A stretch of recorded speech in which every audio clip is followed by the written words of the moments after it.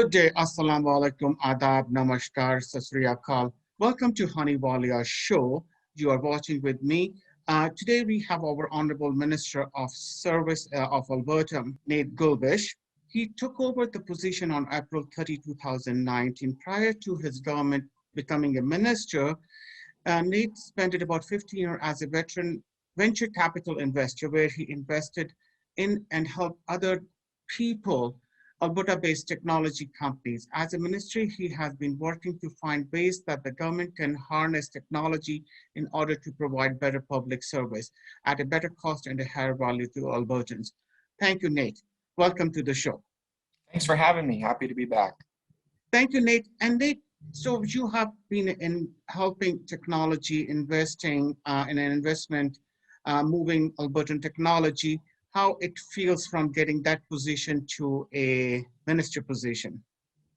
Well, it's been quite an exciting couple of years. It's been a big transition for me, as I'm sure you can imagine, going from the private sector as a venture capital investor to a minister of the Alberta government. It's been very, very different. But, one of the things I really enjoyed about my previous life was that I got to see the power of technology in action. And I got to see Alberta innovators developing really cool new things, new tools, new technologies, finding ways to solve problems in new ways, being creative, and ultimately creating jobs, attracting investment, growing and diversifying our economy, one startup at a time.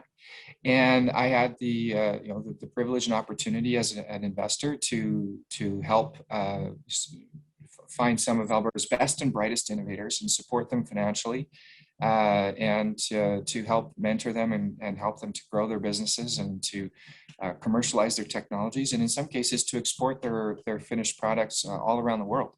And that was really fulfilling and rewarding. And I mean, I'm a technology guy. That's what gets me excited. So one of the things that's been really interesting now as Minister of Service Alberta is that my department is actually responsible for most of the technology behind the scenes in the government of Alberta. And so now, instead of being a technology investor, I'm more of a technology customer and someone who implements technology in supporting the government's operations. So I've been able to take some of that experience as someone who did invest in technology and helped to develop it and to commercialize it, to say, how can we apply more technology and innovation inside of government to improve the quality of services we're delivering to Albertans, but also to find ways to save the taxpayer money. So that for me, I think, has been the most exciting part of this journey as a new minister in a new government, and is one of the ways in which I'm harnessing my background and experience to add value for Albertans. Thank you, Nate. And you did mention implementation and improvement and using your knowledge. Nate, as the Albertan government, like the government, there has been a lot of work has been done on Condominium Province Act over the past years. And there always is moving and is changing. Could you give us an update on that? Sure, yeah. So the Condo Property Act was last updated, the legislation was last updated in the year of 2014. And connected to that was a three-step or three-phased process for updates to the accompanying regulations. And so the first stage was completed, I believe, in 2018, and that touched mostly on the regulations that affect the developers and the builders who build new condo facilities, and then the transition from the builder to the residents. And so that was completed a few years ago. The next step was step two, and this was more to affect sort of the operation of the condo boards and a lot of the regulations that impact condo owners directly in how they interact with their condo corporation and just the overall governance of their property. And Sunny, for me, this one was really important. I don't know if you know this, but I lived in an apartment condo for almost 6 years. And for 2 of those years, I served on my condo board. So I can relate, both to folks who live in and own, a condo as their home, I can relate to what it's like to feel like, man, my condo fees just keep going up. What's going on. But I can also relate to the challenges that condo board members face when they're doing their best as volunteers to try and represent the interests of their neighbors and their community to ensure that there's an appropriate governance structure for the common property. So this is a complex set of legislation and regulations. It's a complex topic. And so it was important to me when I first became minister and I heard that right away in the summer of 2019, the stage 2 of these regulations was going to be implemented based on what had been developed by the previous government. I heard that folks were really unhappy with the pending regulation changes. And so what I decided to do is to hit the pause button and to consult with Albertans, with the condo community, and say, hey, what's wrong with what was developed? How can we make it better? We won't be able to give everybody everything they want because there's a number of different interests and priorities represented in the condo market. But I think what we were able to accomplish there was to find a better balance between all of the different interests and priorities, and ultimately to be ensuring that condo owners' interests are protected. And so those changes came into effect January of 2020. And now the third stage, and this would be the last stage of what had been set in motion a number of years ago, is on the topic of what do we do when there's a dispute between a condo owner, a condo board member, or a condo corporation, or maybe a property manager.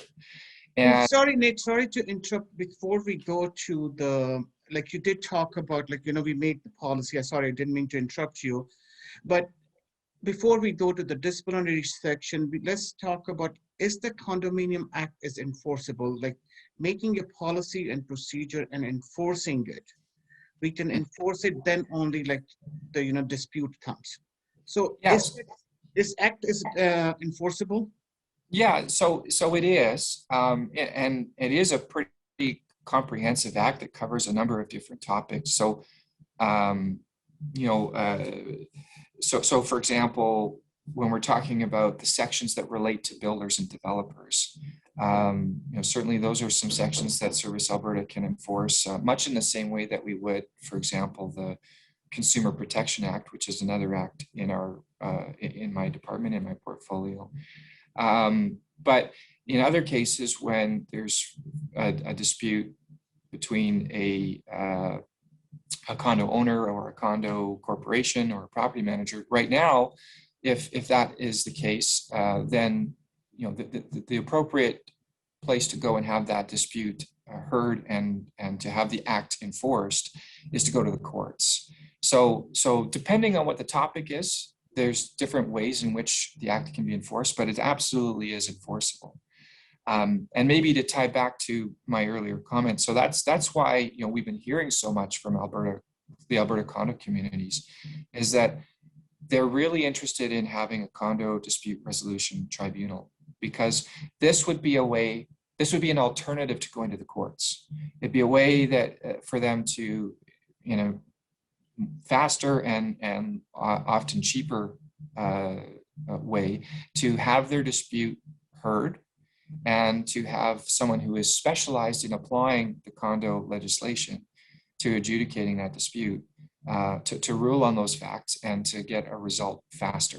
So this would be a way to get faster results for less money, giving greater certainty and peace of mind to the condo community. So I understand why folks are eager to explore this.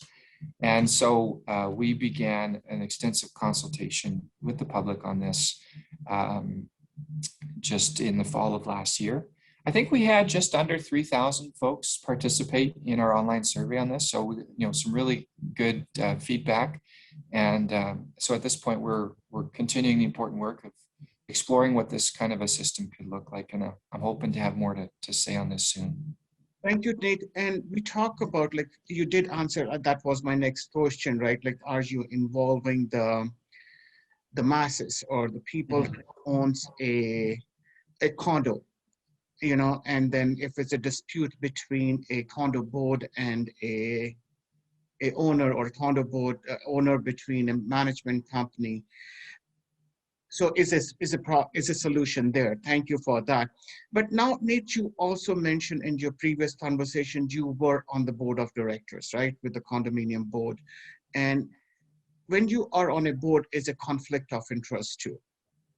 How do you address that? The managed companies are required to follow a code of conduct or conflict of interest? So yeah, I mean, there's all when you're serving on a board, there's always the potential for there to be a conflict of interest, and it doesn't mean that there always is one, but there's always the potential that that could arise. And so in this case, there is an expectation in the Act that folks serving in these capacities are operating in good faith and behaving honestly, and that if there is a conflict of interest, that they disclose it upfront. In terms of a formal code of conduct, that would be on a case-by-case basis. It will depend if the condo corporation has something in their bylaws that says, hey, you have to have you have to sign on to a code of conduct, and here it is, if you're going to serve in this capacity. So that one depends, but it's certainly a tool that condo corporations can use to protect their residents, and to ensure that the folks serving in a governance capacity have very clear direction on what is expected of them. Well, Nate, thank you for that. So it's basically then, if it's not, then bylaws need to be changed. The condo owner. That's certainly an option, yeah. But in the absence of a bylaw with a specific code of conduct, I mean, there's still some standards that are expected of folks in these capacities under the Act. So when we are talking about Condominium Act, we are talking about the board of directors, we are talking about the management companies. What about the rental agencies? Are they also covered by this Condominium Act? Yeah, so that's a great question. And so the Condo Property Act does not cover the rental relationship between a tenant and a landlord. But so in that case, we have something else called the Residential Tenancies Act. And that covers the rights and obligations of all tenants and landlords all across the province. So in the context of condos, if you're a renter or if you're a landlord of a condo unit, the Residential Tenancies Act applies in that relationship, just as it would for any other rental property across the province. Thank you. So you did mention you have a people, like you did do the survey. Is it to get the feedback of what the Condominium Act, where we should be and what need improvement? Is it a continuous thing, or is over, or are you looking for a little bit more? Yeah, so I mean, we're regularly consulting with and listening to Albertans on a number of topics. The most recent survey, of course, was related to the topic of a condo dispute resolution tribunal. So it was a very targeted topic, but we know, of course, based on the feedback that I hear from people who write to me as the Minister of Service Alberta, that this is one of the most burning issues, one of the most important topics that folks want to see progress on. And so that's why it was important for us to hear from them and to hear from Albertans who have an interest in this, who live in condos. And so that survey has concluded. And as I said, we had almost 3,000 participants. Before that, we had, of course, done a significant consultation with condo owners and condo property managers and condo corporations and all of the folks who live in or work in the condo space. And that was around the phase 2 of the condo regulations that I mentioned, that deal more with the governance side of a condo board and the administration of a condo property, and how that impacts a condo owner. So certainly we do this regularly. It's important to me as a minister to listen to Albertans and to hear their feedback and their priorities as it relates to the legislation that I'm a steward of. So whether that be on condos, whether that be on the construction industry and the prompt payment changes I did last year, or whether that be the real estate industry and the overall changes I made to the real estate regulator last year, all of that happened with extensive consultation with Albertans. So, the same is the case for me when it comes to the Condo Property Act.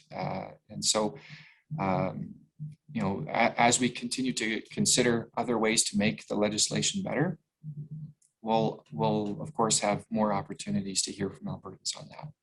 I think you are the best and right person because you have lived, both lives as a minister, your experience, what the policies are and how we can improve them. But you have, being a, part of the condominium board and lived in a condo, you have the knowledge of both sides and it's easy to implement and practice. So could you, Nate, explain us or to the viewers the dispute resolution? Like if they have a dispute, they should be consulting they should be coming to the ministry, or how they should be, where they should be going as a first step. So just a quick question. Are you referring to a dispute between, say, a condo owner and a condo corporation, or are you thinking a dispute between a tenant and a landlord? Because those would be two separate topics. I think when tenant and landlord, then they can go to the RTDS, which you have mentioned. That's right. And I'm thinking about as a option, like if the condo owner and a condominium board has some dispute or unsolved issues, how that can be addressed. Yeah, so good question. And there's a few ways to handle this. I mean, and again, thinking back to when I was on a board and used to live in my condo, one of the things that is an option is to try and deal with this in a meeting of the owners and to pass a resolution. So let's say, for example, that this was an issue that a condo owner or a group of condo owners had with how the board was operating. Well, the owners could bring it up at the next meeting of the owners and potentially seek to move a motion to conduct the business necessary to address the problem. And the Condo Property Act allows for a number of provisions that would say, okay, here's how you go about doing that. And in the event that the meeting is not slated to happen in a time frame that works for you, here are the conditions that need to be met for you as an owner to call a meeting and to sort of force that agenda so that you guys can deal with the issue. So that's one tool set. But in the event that that's not sufficient to address the problem, that's when, at this stage, the next step would be to go to the courts. And that you present your case. The courts will then hear the arguments on both sides of the issue, and then it would be their job to interpret the act and apply it to that situation and make a ruling. So what we hear a lot is, well, the courts are costly, they take a lot of time, and it's not an ideal situation for the kinds of disputes that we're trying to address. And that's why folks have been asking for a dispute resolution tribunal for condo disputes. And so that's why we've been spending so much time listening to Albertans who live in condos to get a sense of what would this need to look like for it to work for you. It's not a simple matter to stand something like this up. So we want to do our homework. We want to make sure we understand the issue, and that work continues. And so my hope is that I'll have more to say on what that could look like for the condo community soon. But I want to assure your listeners who might live in condos, for whom this is important, that this is something I'm taking a significant interest in. It is a priority for me to make sure that we have a really good understanding of this, so that we can figure out the best next steps to make life better for folks who live in condos. Nate, on the behalf of all the condominium owners, I really thank you. Like, this is a big relief, like if it happens, because that will be dispute resolution, right? And it will be less expensive, because whenever you pay, it comes from the condominium fees, right? Or the special levies. So it's basically indirect burden on the owners too. So Nate, in the last, what the message you would like to give to the viewers? Well, we'd just like to say thanks again for having me. It's always nice to have an opportunity to speak to some of the legislation I'm responsible for, and to hear what are some of the questions from Albertans that they have about that, and I hope I was able to clarify and answer some of those questions for your audience. And I would just say, if you have questions or concerns or suggestions related to the Condo Dispute Resolution Tribunal, I would welcome you sending an email to my office so that you can provide your feedback. I know the survey may be complete, but the work is still ongoing. So there's still an opportunity for you to be heard. And it's important that we hear from you. So if your listeners want to take advantage of that, I would welcome their feedback. Thank you, Nate. Thanks a lot. I really appreciate taking your valuable time and coming and giving us an update on the Condominium Act. I really appreciate. Thank you. Thanks a lot. You are watching Hunny Walia shows. We bring the expertise of different area and give you the knowledge. If you're looking for any special topic or you want us to invite any particular person to give you expertise, please let us know. Please send us a message. Thank you for watching Hunny Walia show. I'm your host, Sanal Pul, taking a leave till we meet again. Thank you.